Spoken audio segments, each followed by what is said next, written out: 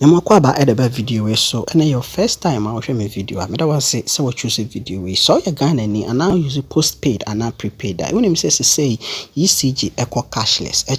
Say you bet me use a mobile money wallet and now mobile money account no e de a year electricity bill and now say obe download the electricity power ECG Power app. E will Play Store and I say App Store na wetimi asset a year meter no ewo so na watimi atua o bill every month bia.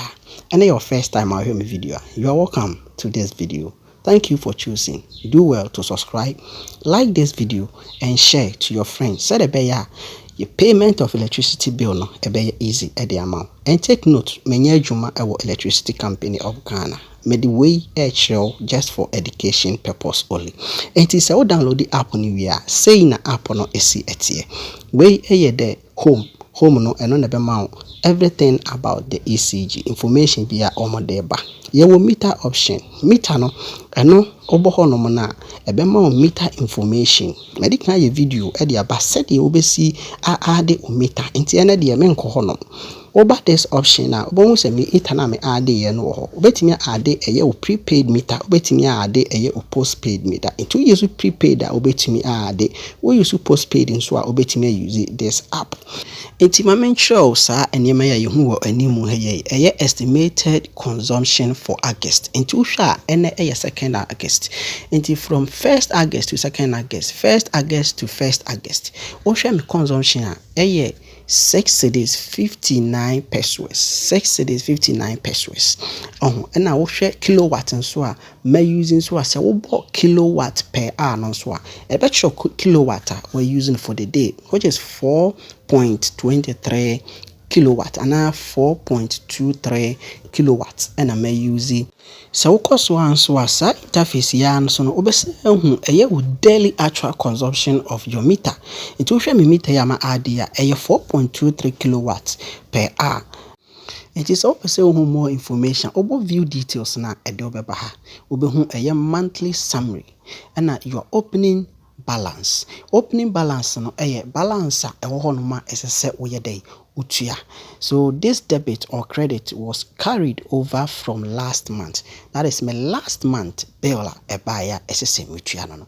Your consumption for August and so honum na obesan your payment for August obohu se August mintua sikabia. So see all payment statement obetimi ahwe statement na wo hwa ase ha so obohu pay closing balance no total.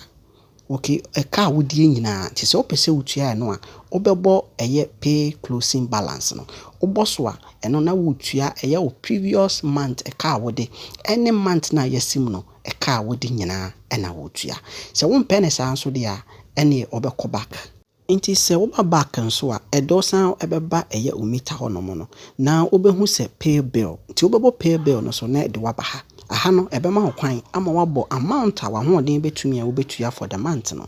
So pay your postpaid meter bill etimeha metua 270 mebo 270 na mabo pay.